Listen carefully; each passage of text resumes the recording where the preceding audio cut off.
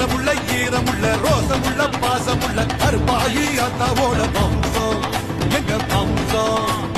எக்குலமும் ஏத்தி நிற்கும் முக்குலத்தை காத்து நிற்கும் கருப்பாயி அத்தாவோட வம்சம் இந்த வம்சம் தெற்கு காட்ட கேளு அந்த தென்னங்கீத்த கேளு சோழ காட்ட கேளு அவசேது சொல்லுமே அச்சம் இங்கு இல்ல அது மிச்சமேதும் இல்ல கச்ச கட்டி இன்று புகழ் உச்சமேறி நிற்கும் தாய் கொடு